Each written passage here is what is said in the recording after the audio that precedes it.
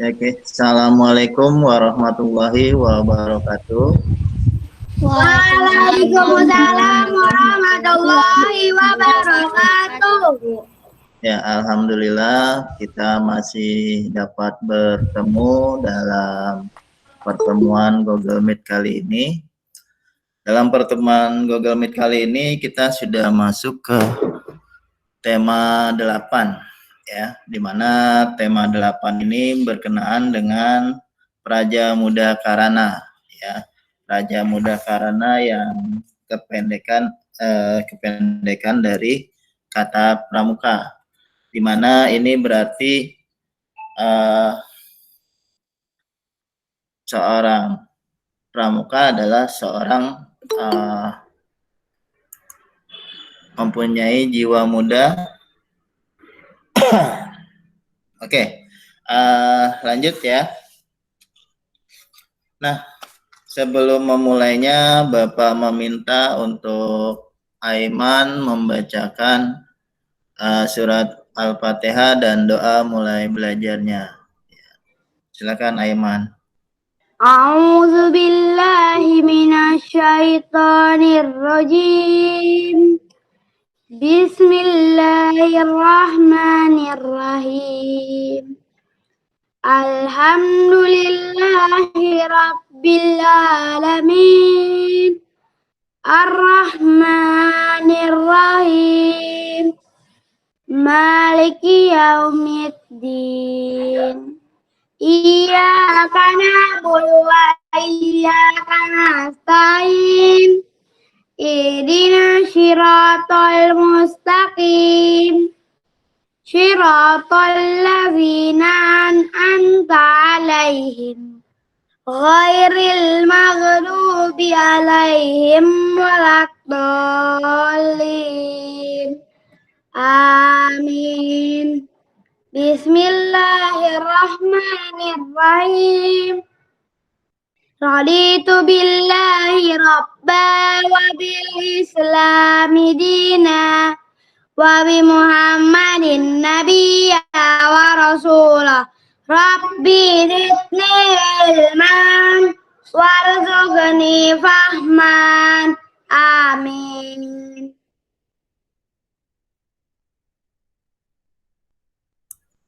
Amin, amin ya robbal alamin. Semoga dalam pembelajaran kali ini kita bisa menerima ilmu pengetahuan. Ya, terima kasih untuk Aiman yang sudah membacakan surat Al-Fatihah dan doa memulai belajarnya.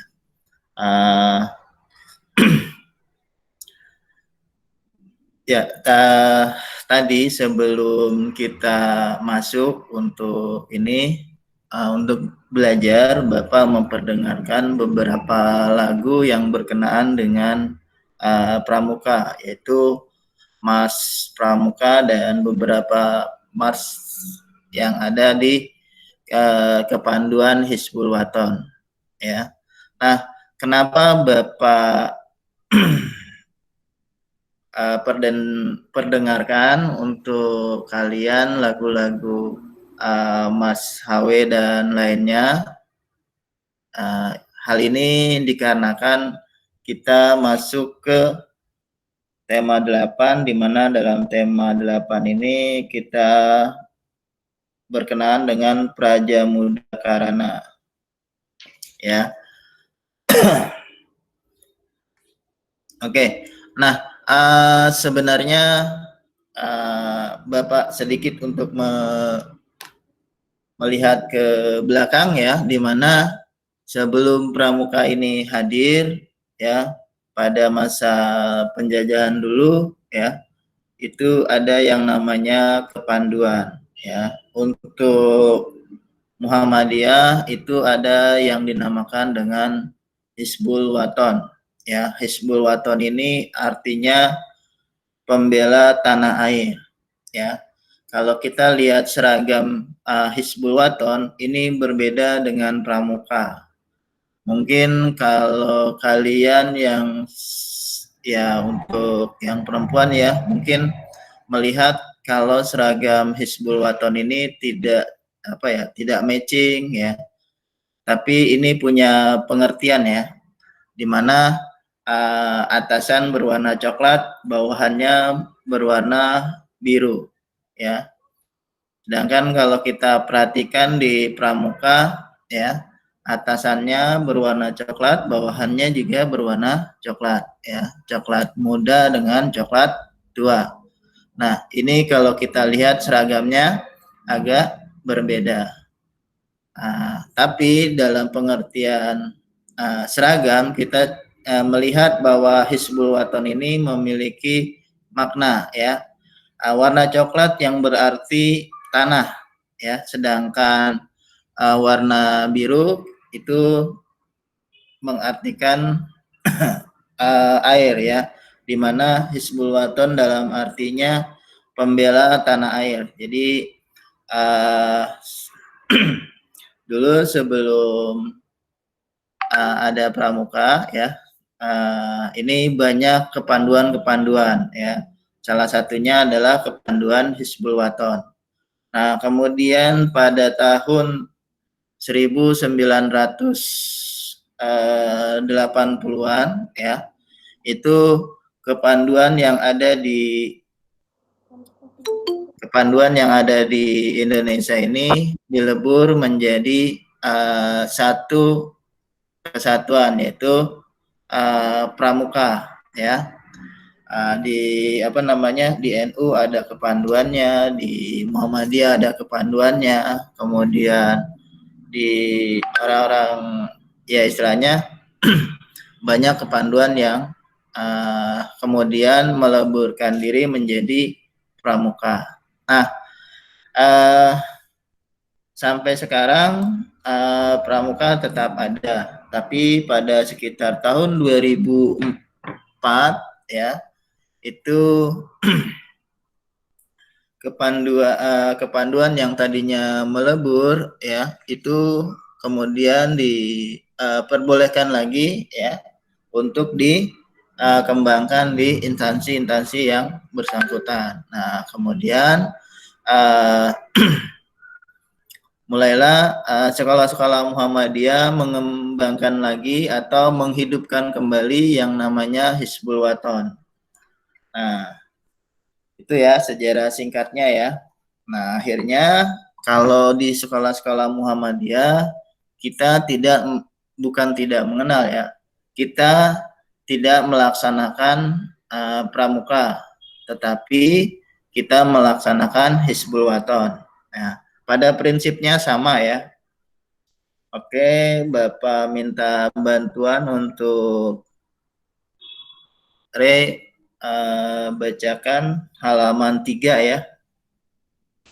Yang ayah membaca, Pak. Ya, bermain tepuk tangan. Bermain tepuk tangan. Dani, Iqbal, dan Abdul merupakan anak sekolah. Mereka aktif dalam kegiatan pramuka. Mereka berlatih kedisiplinan dan kerjasama. Kegiatan pramuka di sekolahnya sangat maju.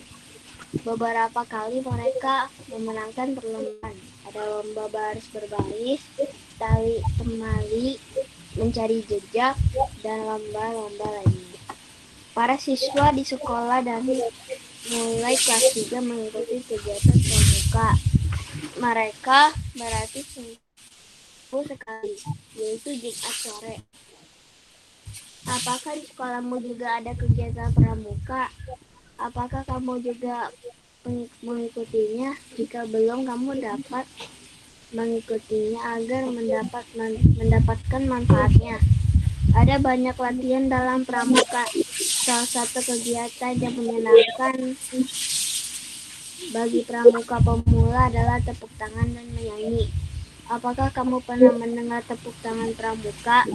Mungkin di antara kamu sudah hafal dengan tepuk pramuka. Jika mengikuti kegiatan pramuka, tentu kamu dapat melakukan tepukan ini. Seperti halnya Dani dan teman-temannya sangat hafal tepuk pramuka. Oke, terima kasih Re ya. Ya. Sama-sama. Nah, tadi Bapak sudah katakan sebenarnya di sekolah-sekolah, terutama di sekolah negeri ya, tetapi untuk di sekolah-sekolah Muhammadiyah, sekolah-sekolah Muhammadiyah menghidupkan kembali kepanduan Hizbul Waton. Nah, di mana kepanduan Hizbul Waton ini ya, pada prinsipnya adalah mengembangkan kreativitas siswa atau peserta didik ya dengan berlandaskan syariat Islam ya. Nah, kalau kita lihat materi-materi yang ada di kepanduan Hizbul Waton dengan di Pramuka tidak jauh berbeda.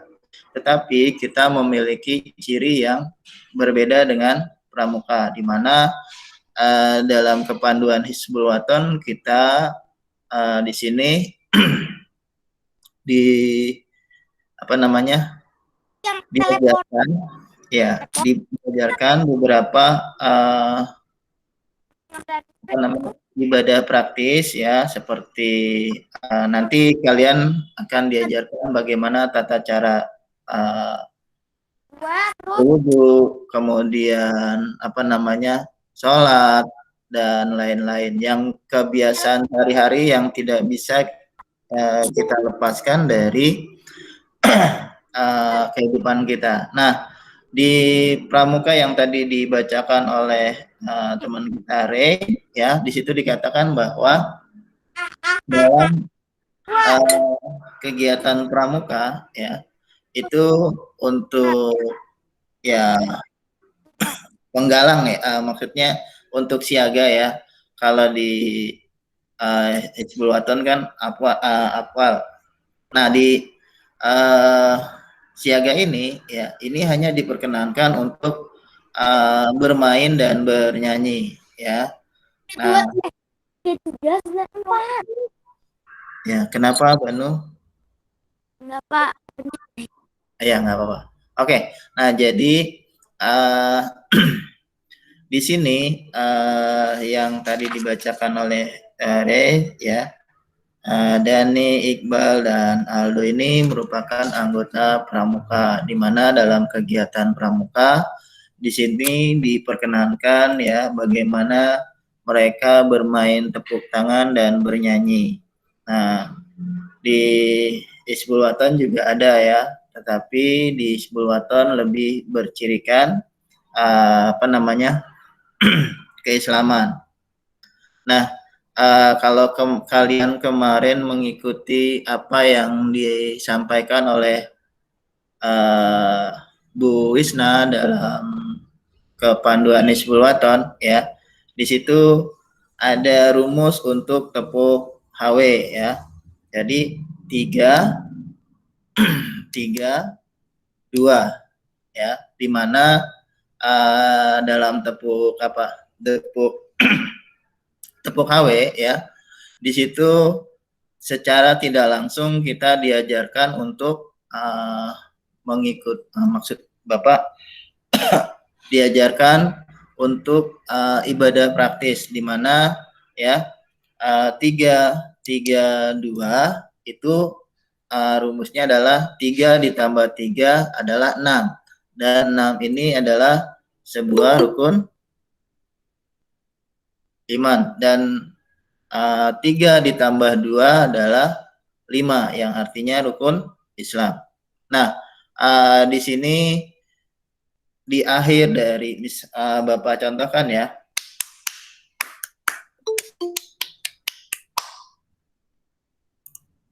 Nah, maaf, ini banyak yang masuk ya.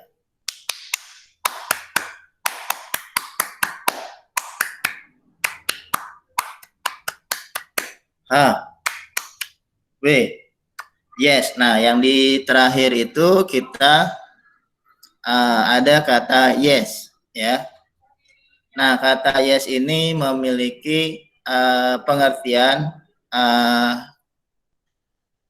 Y ini berarti yakin, E itu esok, S itu sukses, ya. Berarti kalau digabungkan, yes ini yakin esok sukses, di mana dalam pengertian apa namanya HW ini berarti kita diajarkan sebagai anak-anak muda, sebagai tunas bangsa, ya, harus memiliki keyakinan bahwa dengan keyakinan yang besar kita akan menjadi orang yang sukses atau orang yang berhasil di kedepannya, ya.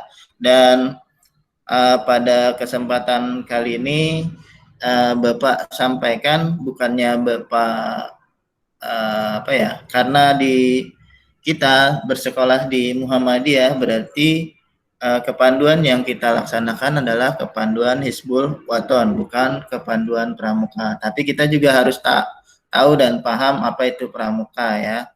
Nah, pada pertemuan dengan Ibunda Ayu, ya, pada Hizbul Waton kemarin kita dijelaskan bahwa kita memiliki seragam dan atribut, ya. Nah, seragam dan atribut ini merupakan, ya, pengenalan, ya, bagi kita, ya, untuk ciri dan seragam ini juga merupakan kebanggaan buat kita agar kita menjadi lebih apa ya, punya rasa tanggung jawab, ya. Jika kita misalkan, ya, kalau kita sudah mengenakan seragam Hizbul Waton, berarti kita harus memiliki sifat-sifat yang memang harus kita laksanakan, ya. Nah, contoh, ya, kalau kita lihat dari ini berbeda, Bapak contohkan dengan yang lain, ya.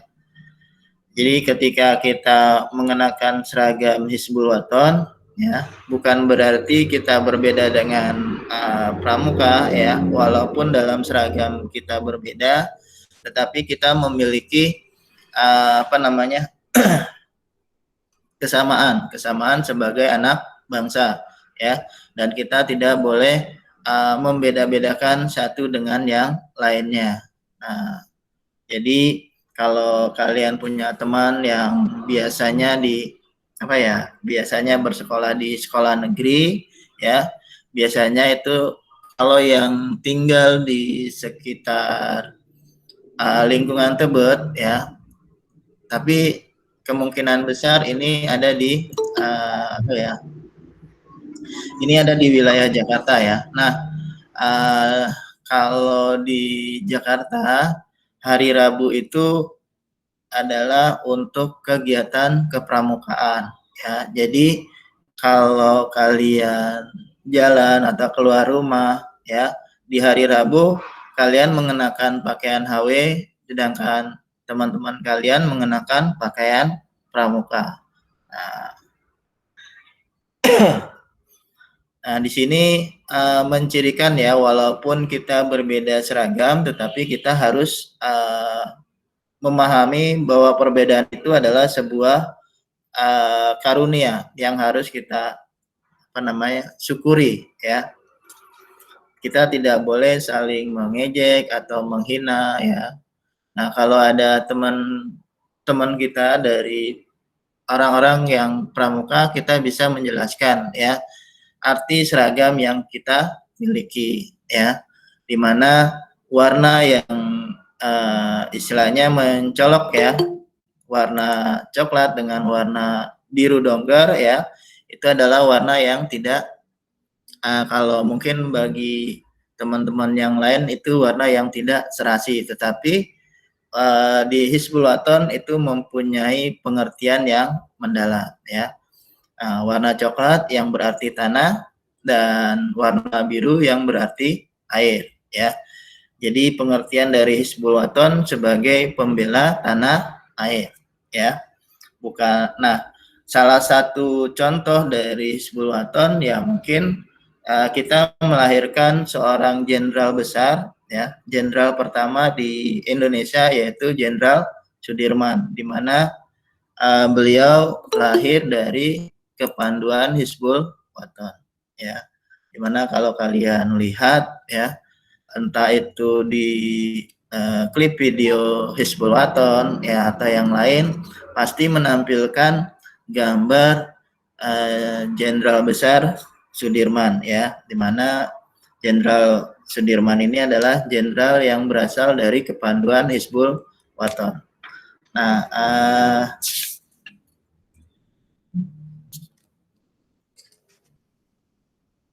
oke, coba dibuka halaman 10 ya, di buku tematik ya.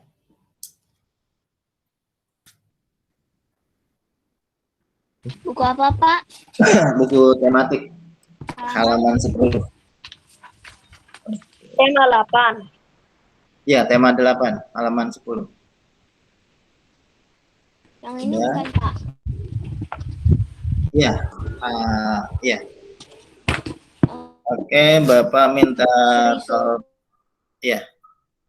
Bapak minta tolong Seki untuk bacakan ya. Bapak Pramuka Indonesia.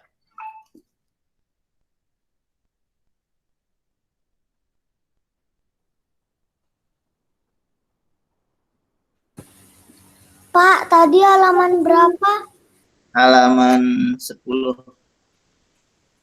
Oke. Ya. Silakan Seki tolong baca. Buku apa, Pak? Buku tematik. Buku Indonesia. Iya.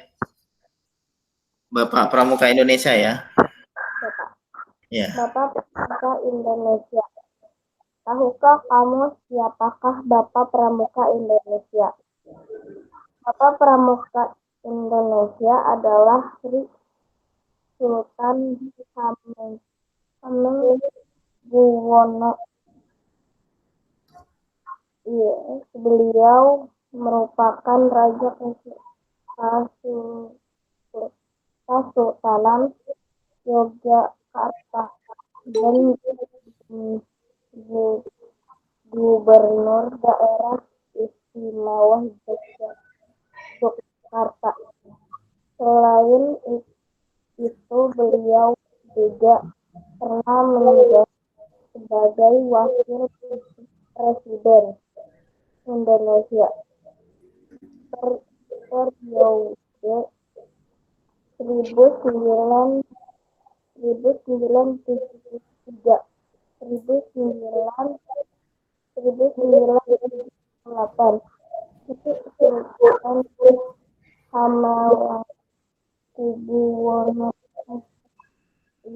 pernah memegang jabatan Ketua Parlementer Nasional. Gerakan Pramuka, beliau banyak berperan dalam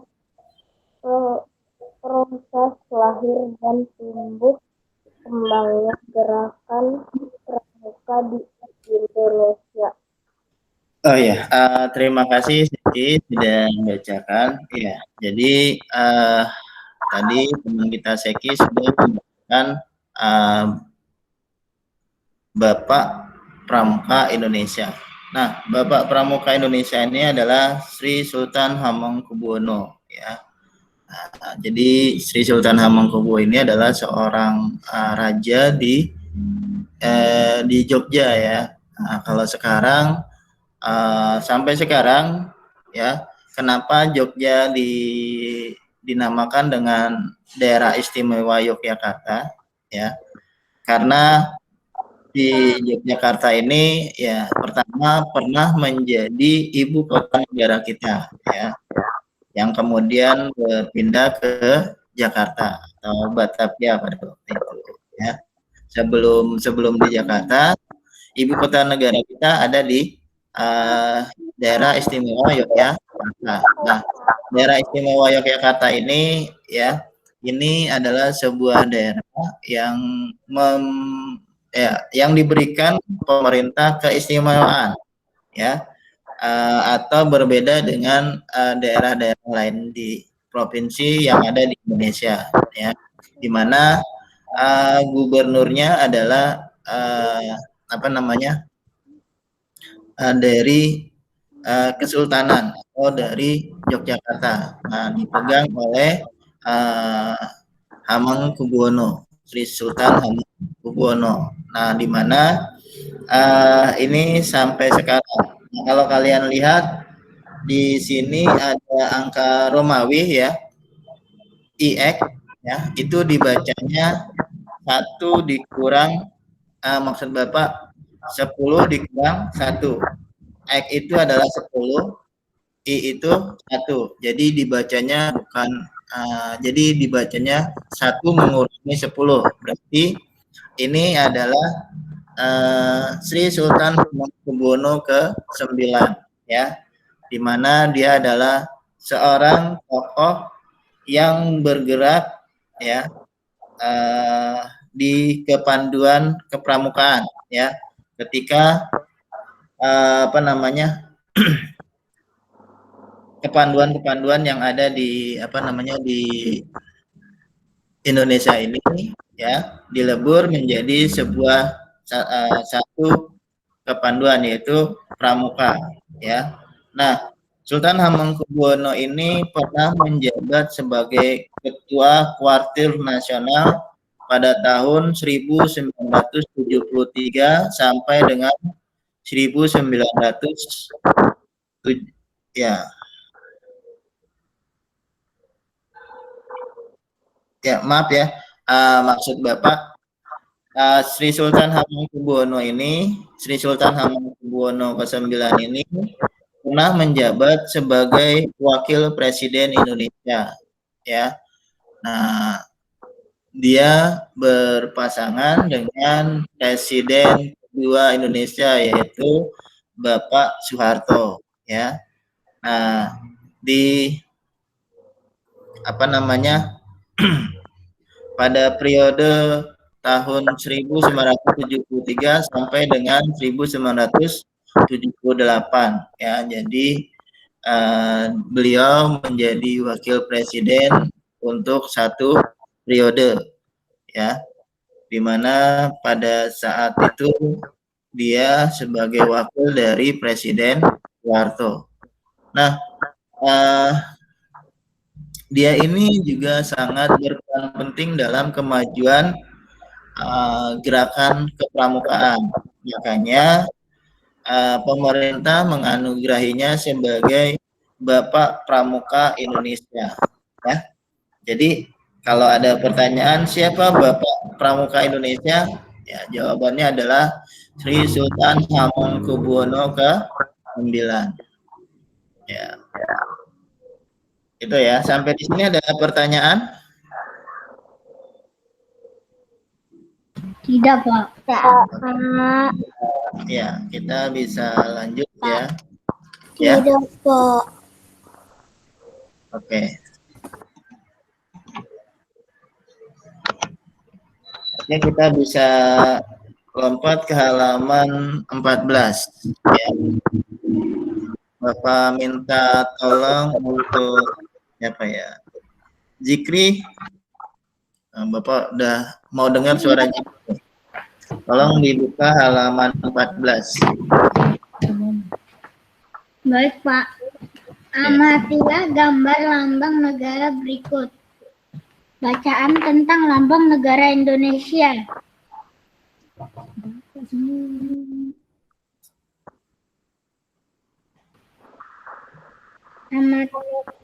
Amatilah gambar lambang negara Indonesia berikut. Kamu tentu sudah tidak asing lagi dengan gambar di bawah gambar tersebut. Halaman 14 ya, Teti. Ya, Pak. Merupakan lambang negara Indonesia berupa Garuda Pancasila.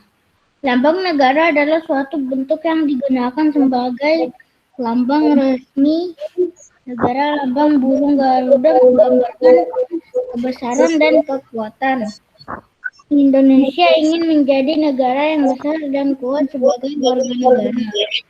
Kita juga harus kuat dan sehat sebagai warga negara. Kita harus menjadikan negara Indonesia menjadi negara yang besar dan kuat. Lambang negara Indonesia yang berbentuk burung Garuda yang kepala menghadap ke sebelah kanan dari sudut pandang Garuda. Ya.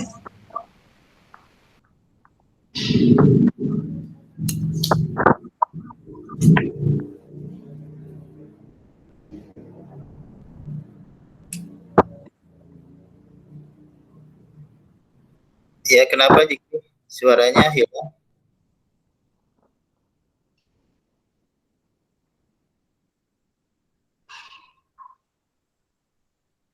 Oke, bisa digantikan teman kita Aiman. Ya, Jikri gantikan Aiman ya. Ya, Pak. Ya, lanjutkan Aiman. Oke, Pak. Ya.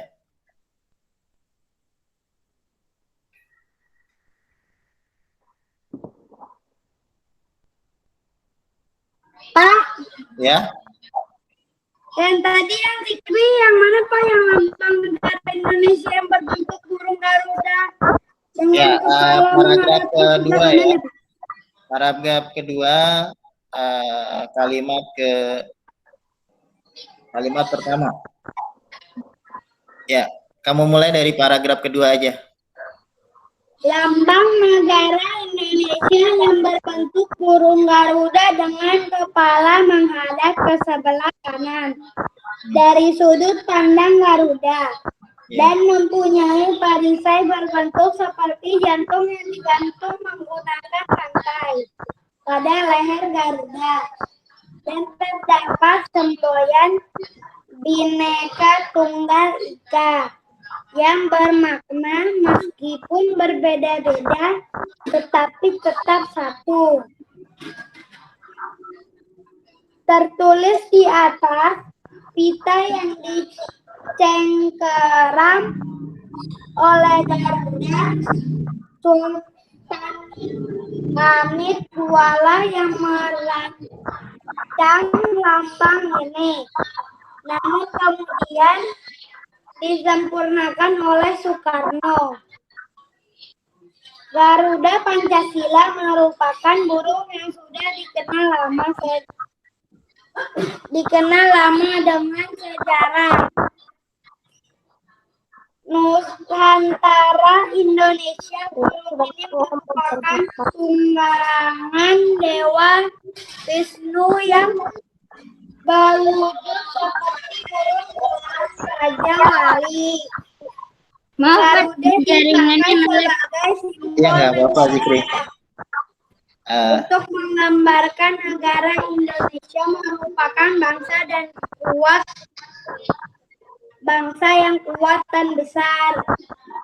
Burung Garuda Pancasila berkalung perisai. Benda ini merupakan tameng yang telah lama dikenal dalam budaya dan peradaban Nusantara. Senjata yang melambangkan perlindungan, pertahanan, dan perjuangan diri untuk mencapai tujuan. Di tengah perisai terdapat sebuah garis hitam tebal yang menggambarkan garis Katulistiwa. Hal ini menggambarkan letak Indonesia, yaitu negara tropis yang dilintasi garis Katulistiwa. Pada perisai terdapat 5 buah ruang yang mewujudkan dasar negara Pancasila. Oke, terima kasih Aiman dan Jikri. Tidak apa-apa ya Jikri, memang jaringannya mungkin lagi kurang bagus ya. Oke, ya. Maaf. Di sini kita mengenal lambang negara Indonesia. Nah, lambang negara Indonesia ini adalah burung Garuda. jika kalian ke sekolah-sekolah ya, baik itu di sekolah Muhammadiyah, sekolah-sekolah negeri ataupun sekolah-sekolah yang lainnya di Indonesia, itu kalian akan melihat lambang negara, yaitu lambang negara burung Garuda, di mana dalam burung Garuda tadi sudah dijelaskan oleh teman kita Zikri dan Aiman. Nah, di mana burung Garuda ini diambil ya karena burung Garuda ini sudah menjadi, kalau orang bilang apa ya, ikon, atau mungkin sudah Indonesia dari dulu sudah mengenalnya ya, dimana mungkin di Pulau Jawa dan sekitarnya ya, itu kalian akan mengenal sebuah cerita kepahlawanan ya, dimana burung Garuda ini sebagai sebuah burung yang dapat membela kehormatan. Nah, di mana diharapkan dengan gambar burung Garuda juga menjadi sebuah salah satu kehormatan buat kita atau kebanggaan buat kita ya. Kalau kita perhatikan di timnas Indonesia tidak ditulis atau tidak digambarkan sebagai bendera merah putih, tetapi timnas Indonesia ya menyematkan logo atau lambang negara Indonesia, yaitu burung Garuda ya. Jadi ada lagunya ya, Garuda di dadaku ya. Berarti itu adalah ya, jadi kebanggaan buat kita untuk memajukan negara Indonesia ini menjadi negara yang maju dan berkembang. Nah, sedikit kita ketahui ya, kalau lambang burung Garuda ini ya, yang membuatnya adalah seorang yang berasal dari Aceh ya, ini Sultan Hamid ya, Sultan Hamid II ya, di mana beliau yang memenangkan untuk membuat logo atau lambang negara kita ya. Nah, kalau kalian pernah ya, kalau di Aceh juga lambangnya sama ya, burung Garuda ya. Nah, kepala menghadap ke kanan ya. Kalau ke kanan berarti mempunyai bahwa kita harus memiliki kebenaran, maksudnya berpandangan yang lurus atau yang benar ya. Jadi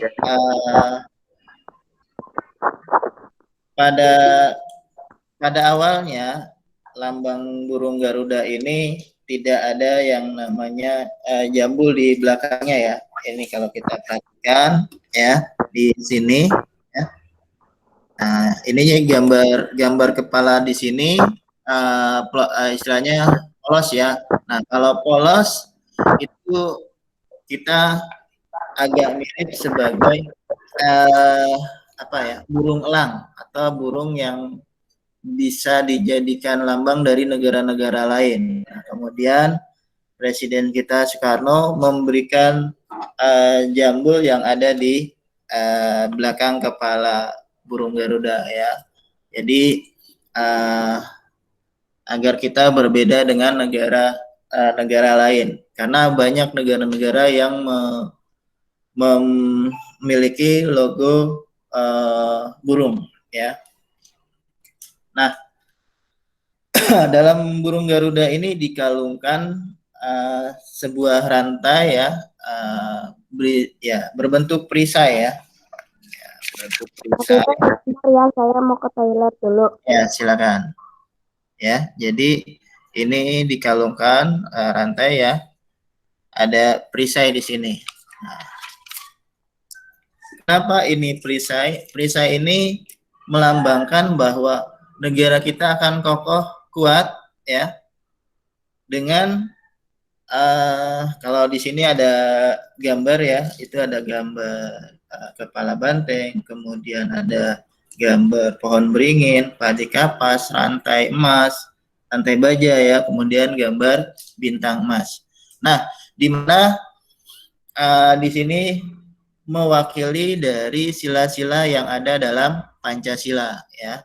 Ya, sila pertama, ketuhanan yang Maha Esa dilambangkan dengan gambar bintang. Ya. Jadi sebagai warga negara Indonesia, kita harus memiliki keyakinan terhadap ketuhanan yang Maha Esa. Nah, kemudian sila kedua adalah kemanusiaan yang adil dan beradab. Nah, siapa yang tahu dilambangkan dengan gambar apa? Ada yang tahu? Kemanusiaan yang adil dan beradab dilambangkan dengan Rantai, Pak. Rantai, Pak. Rantai, Pak. Rantai. apa? Oke, kita coba cari dulu ya. Jadi, lambang sila dari sila kedua adalah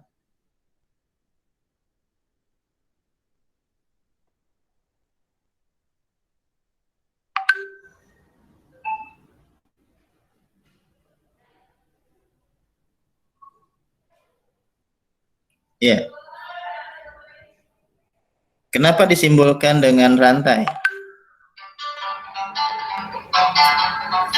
Nah, jadi rantai ini adalah sebuah rantai baja yang mengikat ya erat ya.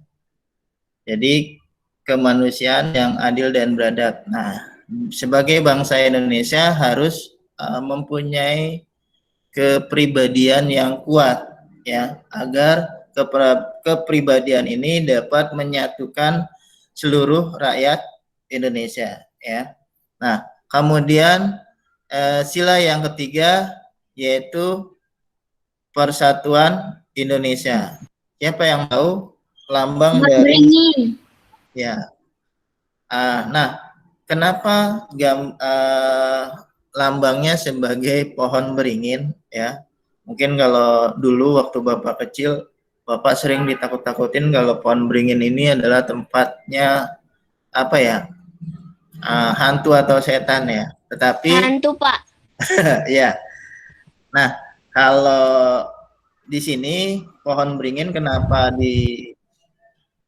menjadi lambang dari sila ketiga Pancasila? Karena pohon beringin ini adalah sebuah pohon yang dapat tumbuh dan hidup lama ya. Di mana pohon ini ya. Kenapa? Pohon beringin itu yang apa tuh? Yang kayak itu pohon beringin. Iya. Nah, pohon beringin ini biasanya dan ini pohon dapat tumbuh atau mudah tumbuh ya di mana saja ya. Kalau kita ambil batangnya kemudian kita tancapkan di tanah, pohon ini akan tumbuh. Nah, di mana pohon beringin ini daunnya ini sangat lebat. Kan akar-akarnya berantakan, Pak. Iya, Akar-akarnya akarnya di bawah juga dia memiliki akar yang ada di akar melayang ya. Ya, jadi ya itu tadi Bapak bilang kalau pohon beringin kita tancapkan batangnya bisa tumbuh ya. Nah, jadi kerimbunan dari pohon beringin ini ya, ini akan dengan adanya persatuan dan kesatuan ya, maka rakyat Indonesia akan menjadi lebih banyak ya, jadi kuat ya. Jadi ini adalah mengapa pohon beringin dijadikan lambang dari sila ketiga. Kemudian sila keempat yaitu kerakyatan yang dipimpin oleh hikmat kebijaksanaan dalam permusyawaratan perwakilan ya. Nah, digambarkan oleh kepala banteng.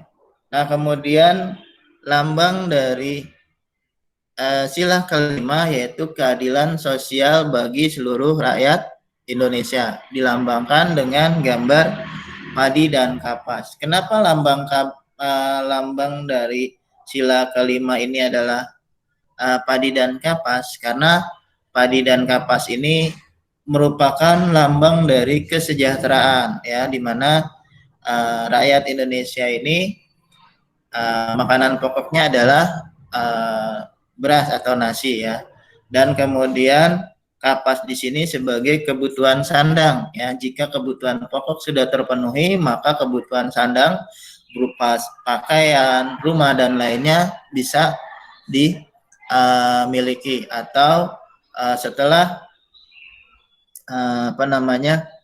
makanya setelah sila pertama sampai dengan sila keempat ini terpenuhi, maka sila kelima, ya, menjadi tujuan bagi negara kita untuk mensejahterakan seluruh rakyat Indonesia, ya.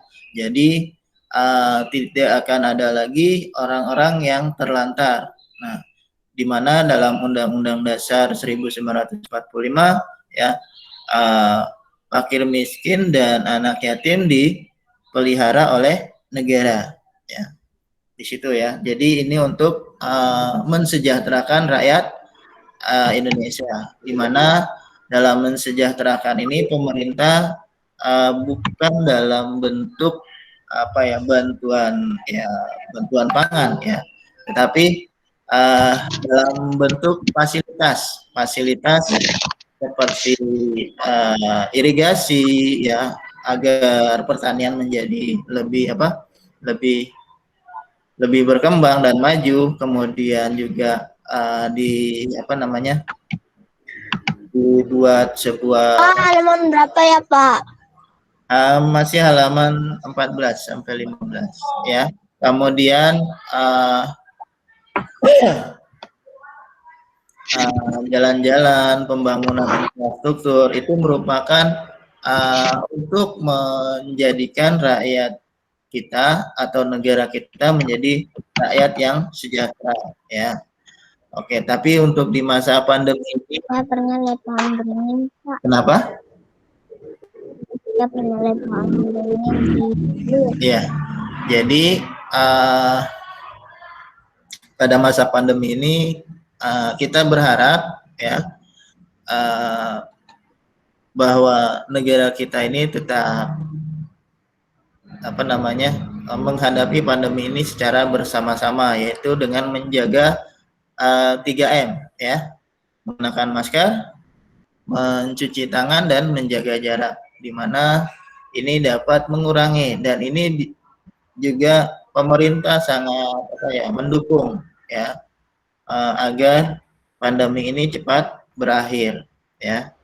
Nah, jika pandemi ini berakhir, maka diharapkan negara kita akan normal kembali dalam menghadapi aktivitas, ya. Nah, Amin. ya.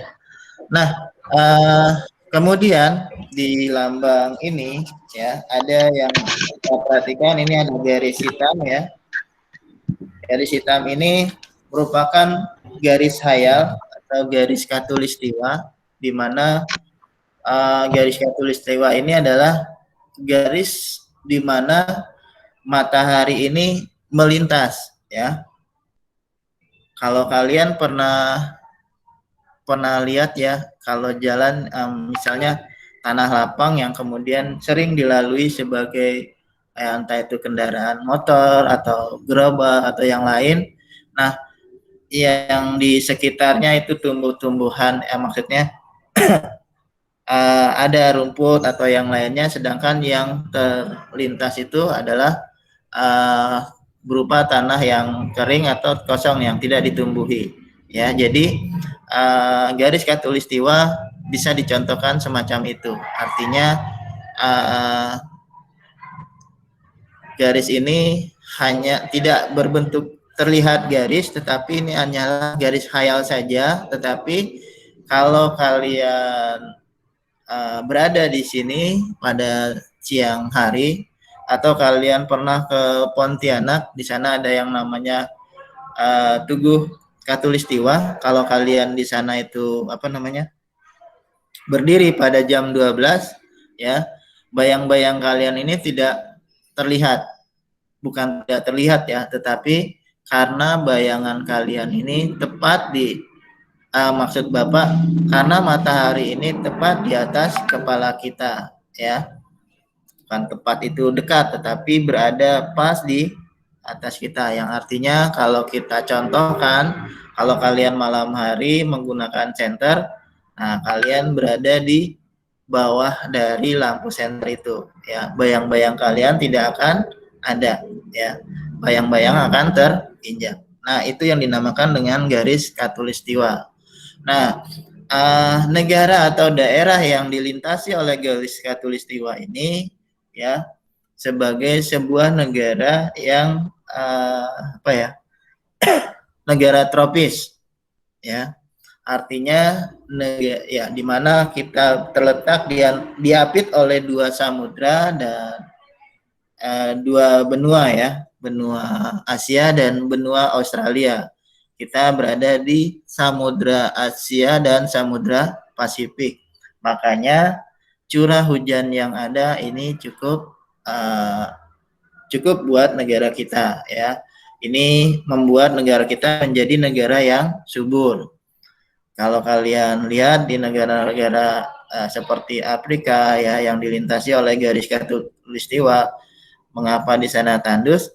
Ya karena mungkin di sana ini berupa dataran, ya, tidak berupa kalau negara kita kan kepulauan, ya, artinya kita diapit oleh dua samudra yang ini menyebabkan curah hujan di Indonesia cukup untuk tanah kita, ya, dan membuat tanah kita menjadi tanah yang subur, di mana dulu pernah ada, ya, musisi yang menuliskan sebuah lagu yang syairnya tanah kita adalah tanah surga, ya, hutan dan kayu menjadi tanaman, ya. Waalaikumsalam. Nggak ada. Nah, di mana di sini kita bisa lihat bahwa negara kita berbeda dengan negara-negara di dunia, ya. Jadi kita memiliki keanekaragaman tumbuh-tumbuhan atau tanam-tanaman. Oke, lanjut, ya. Kalau kita perhatikan di bagian bawah ini burung Garuda mencengkram sebuah pita, ya, di mana dalam pita itu bertuliskan Bhinneka Tunggal Ika. Nah, kata Bhinneka Tunggal Ika ini diambil dari sebuah kitab Sutasoma, ya, sebuah kitab dari Empu Sutasoma, ya. Dia dari sini ya, Bhinneka Tunggal Ika itu kalau diterjemahkan, ya, Bhinneka Tunggal Ika adalah bahasa Sanskerta, di mana mempunyai pengertian berbeda-beda tetapi tetap satu, di mana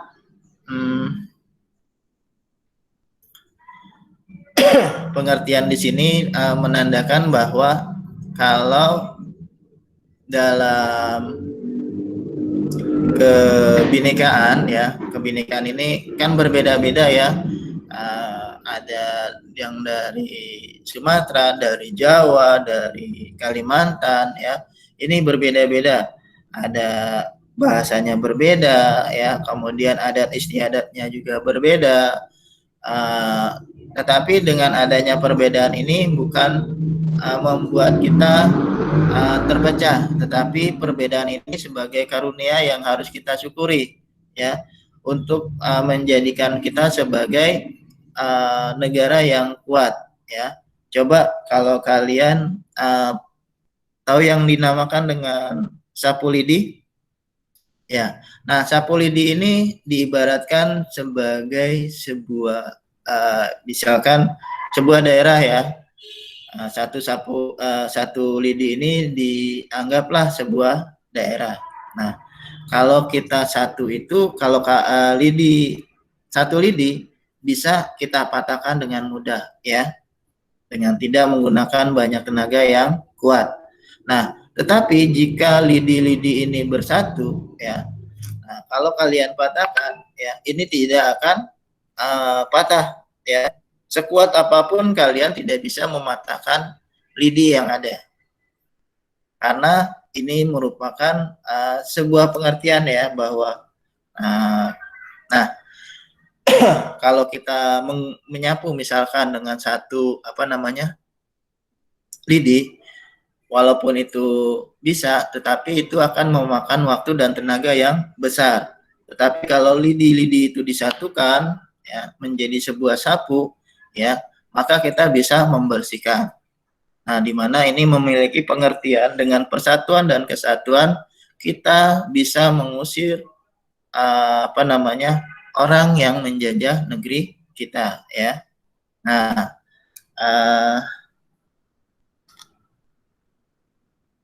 oke, sampai di sini ada pertanyaan? Tidak, Pak. Tidak. Coba kita membahas ya di halaman 15. Oke. Masih di buku ya, di buku tematik, dibuka halaman 15.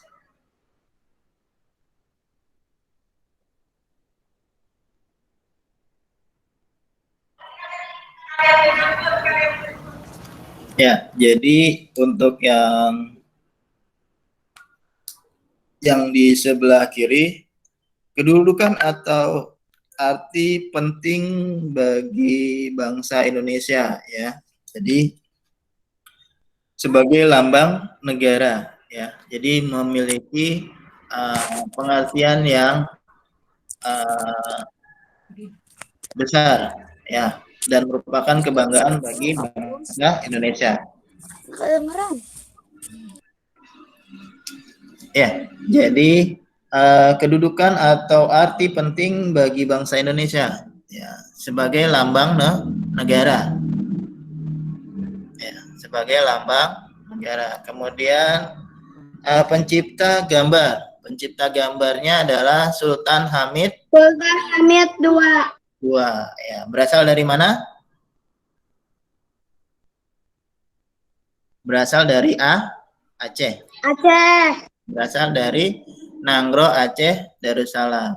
Nah, di Indonesia ini punya dua daerah istimewa ya, daerah istimewa Yogyakarta dan NAD atau Nanggro, Aceh, Darussalam.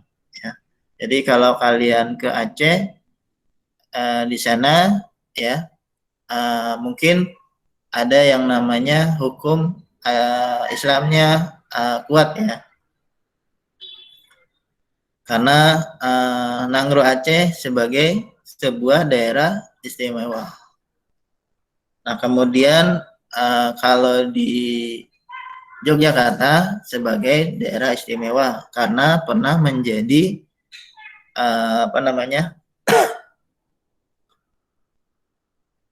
ibu kota negara, dan juga di sana masih dikenal Keraton Yogyakarta ya. Lanjut ke ciri-ciri gambar. Nah, ciri-ciri gambar nih banyak ya. Dari sayapnya berjumlah 17 yang berarti lambang tanggal kemerdekaan negara kita ya. Jumlah bulu jumlah bulu yang ada di leher berjumlah 45 ya, yang berarti ini adalah tahun. Nah, kemudian di ekornya ini berjumlah 8, artinya ya melambangkan bulan ya. Sayap, bulu leher dan ekor ini kalau kita gabungkan ya menjadi hari kemerdekaan kita, yaitu 17 Agustus 1945.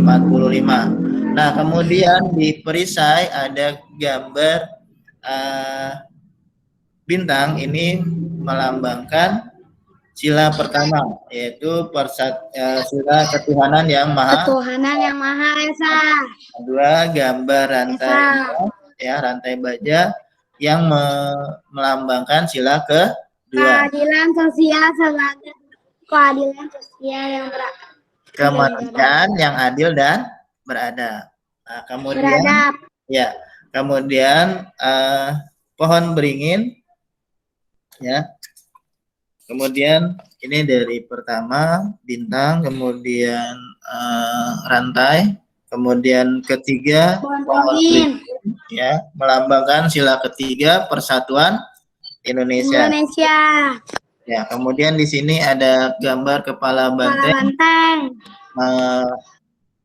melambangkan sila keempat, yaitu keadilan sosial. Kerakyatan yang dipimpin oleh hikmat kebijaksanaan dalam permusyawaratan perwakilan. Kemudian yang terakhir di sini ada kepala Padi dan kapas. di mana padi dan kapas ini melambangkan sila kelima, yaitu keadilan sosial bagi seluruh rakyat Indonesia. Nah, kemudian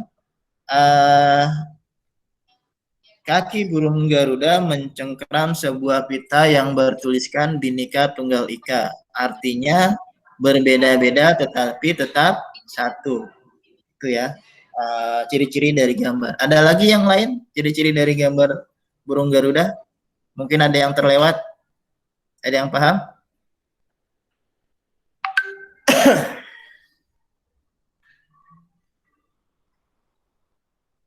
Oke.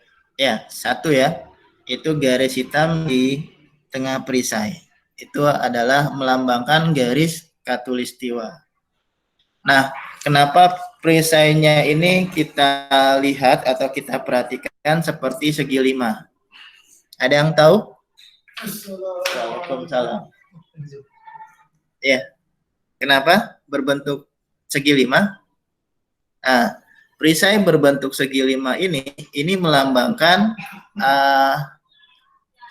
jumlah sila yang ada dalam Pancasila yang berjumlah 5. Ya, 1, 2, 3, 4, 5 ya.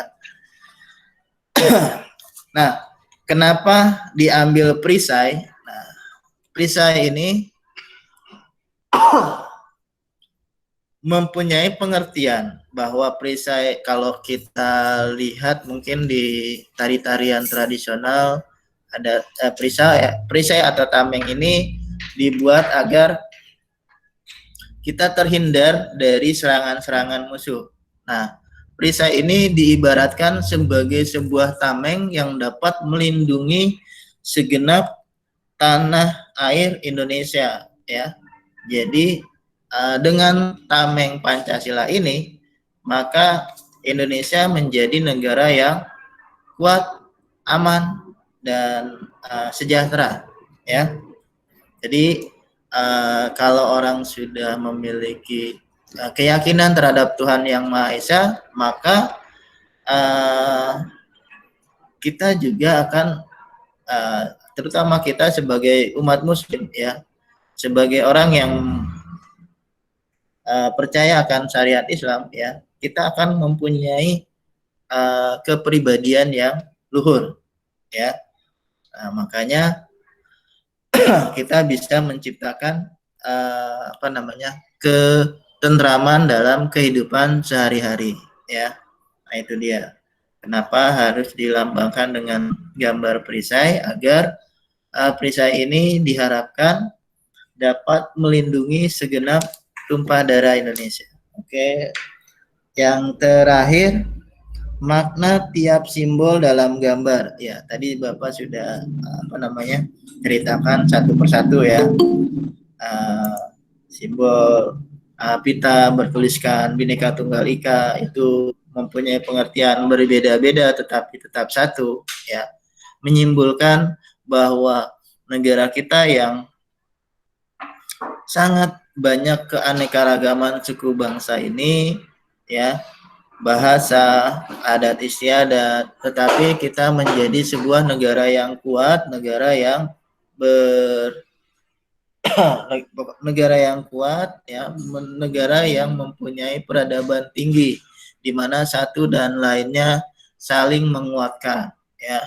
Makanya negara-negara di luar sangat kagum dengan negara kita ya, karena di negara kita ini multi etnis ya, multi suku bangsa, tetapi negara kita menjadi sebuah negara yang kuat dan ini harus kita pertahankan ya, sebagai sebuah negara yang punya keanekaragaman suku, bangsa, agama, dan adat istiadat ini dijadikan sebuah bangsa yang besar ya, dan bisa memajukan memperkenalkan negara kita kepada dunia bahwa kita ini adalah negara yang aman, tentram ya. Oke, kemudian di bawahnya tuliskan ringkasan terkait informasi tentang burung Garuda Pancasila sebagai lambang negara menggunakan bahasamu sendiri. Nah, untuk tugas bahasa Indonesia, Bapak minta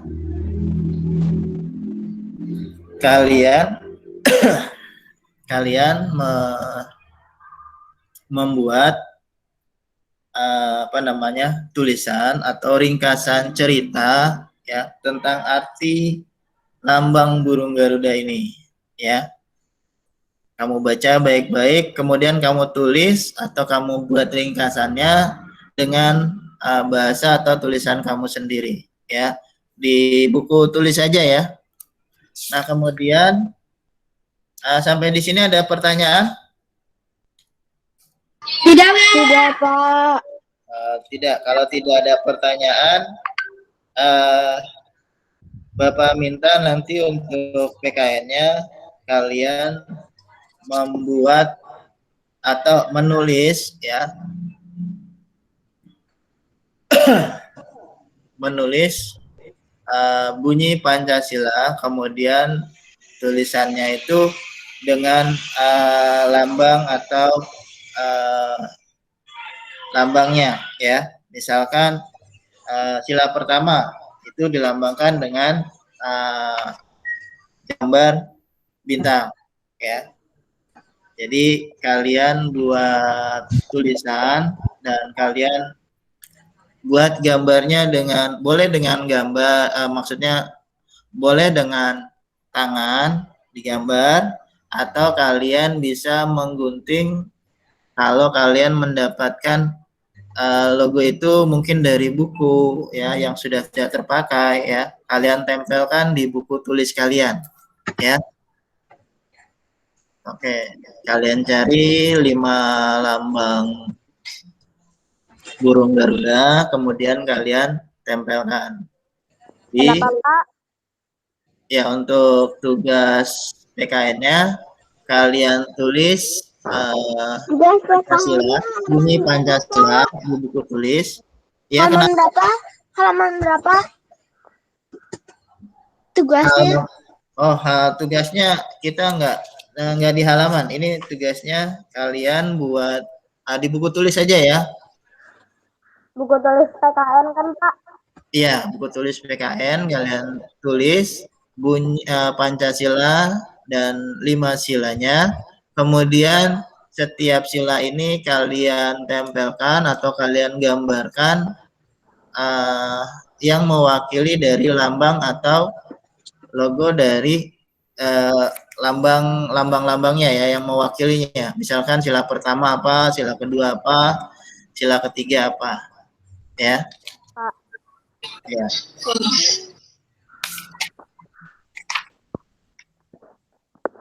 Oke, sampai di sini ada pertanyaan? Tidak, Pak. Tidak. Oke. Tidak, Pak. Bapak coba evaluasi dari apa yang tadi Bapak sampaikan ya. Kalau oke. Tadi Bapak sudah menyampaikan ya. Jadi kalau nanti ada yang tahu, kalian kasih tanda kemudian nyalakan suaranya ya. Kalau sekarang tahu, Pak. Oke. Nah, siapa yang menciptakan lambang burung Garuda? Saya, Pak. Ya, silakan jawab, Aiman. Sultan Hamid II. Ya, Sultan Hamid II. Oke.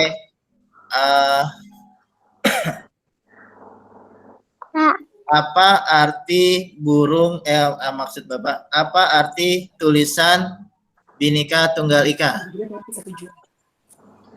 Berbeda-beda. Meskipun tapi satu berbeda-beda tujuan. tapi tetap satu. Iya. Ya, benar ya. Berbeda-beda tetapi tetap satu. Ya, Satu. mohon Satu. mohon kalau mau tanya di situ ada icon untuk tangan dikasih ya, biar nanti tidak ini, biar tertib ya. Nah, yang selanjutnya, pertanyaan selanjutnya. Sila ketiga dilambangkan dengan lambang Saya Pak. Pohon beringin. Beringin. iya, pohon Terus? beringin. Persatuan Indonesia. Iya. Apa bunyi sila keempat dari Pancasila? Saya Pak. Rakyat Ya. yang dipimpin Manusia, oleh manusia yang silakan. sama dalam kemanusiaan. Kerakyatan yang dipimpin oleh hikmat, kebijaksanaan, Dalam permusyawaratan. Iya, pintar ya. Nah, Yang apa lambang dari sila kelima Pancasila? Saya Pak. Padi dan kapas. Padi dan kapas. Iya, padi dan kapas. Oke.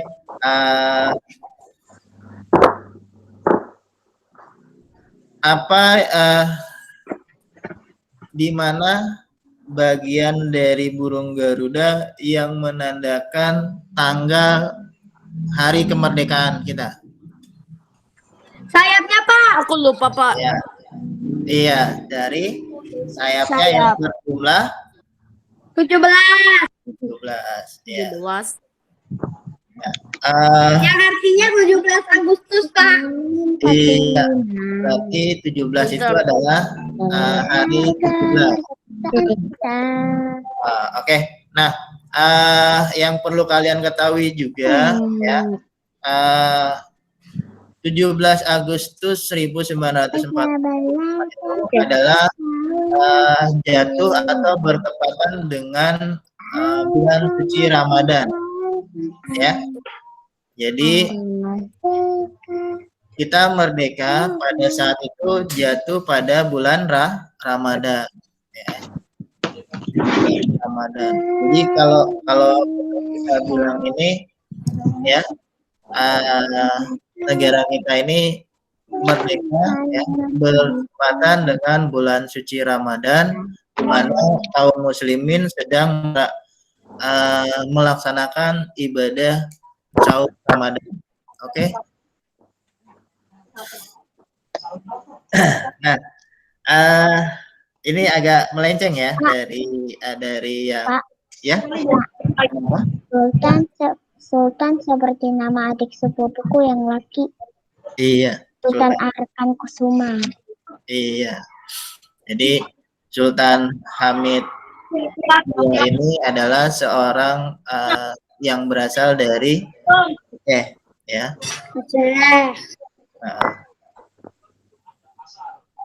Oke, kita lanjut. Pertanyaan ya, ini pertanyaan terakhir ya.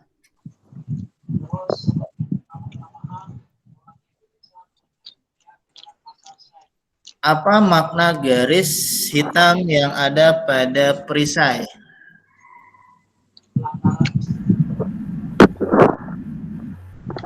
Ada yang tahu?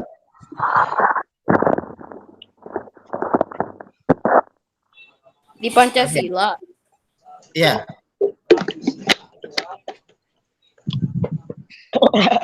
Apa tadi Pak? Apa makna dari garis hitam yang melintang dalam perisai di lambang Garuda Pancasila? Ada yang tahu? Tidak. Garis Katulistiwa. Iya, pinter, Safir.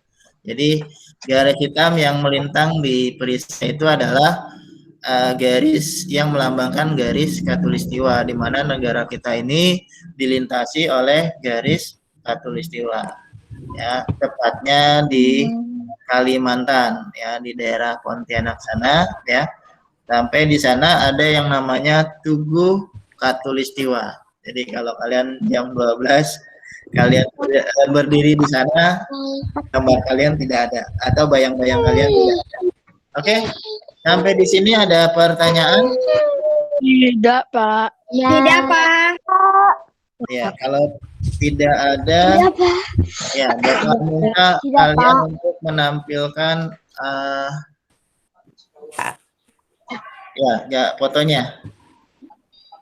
Ya, di sebentar ya. Ya, ditampilkan semuanya.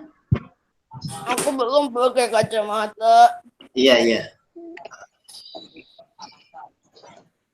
Oke. Malika, tolong dinyalakan. Ya. Untuk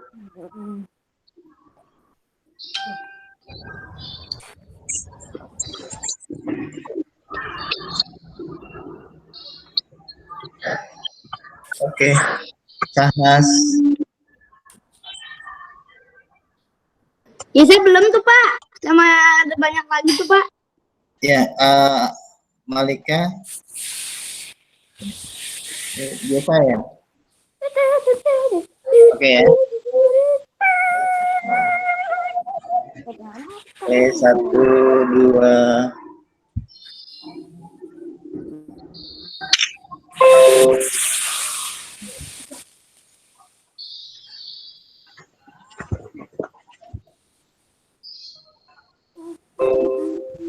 Satu, dua. Oke, sip. Terima kasih. Ya, sampai di sini ada pertanyaan? Tidak. Kalau Tidak. kalau tidak ada pertanyaan, Bapak ucapkan semoga kita dapat menerima pembelajaran dalam hal ini. Nah, untuk tugasnya nanti kalian bisa fotokan ya, karena tadi Bapak lupa untuk bukan lupa ya, agak susah untuk membuka MB. Nanti tugasnya Bapak beri kabar di WA grup ya. Jadi biar akhir kata Bapak ucapkan alhamdulillahirobbilalamin. Billahi taufiq wal hidayah. Wassalamualaikum warahmatullahi wabarakatuh. Waalaikumsalam warahmatullahi wabarakatuh.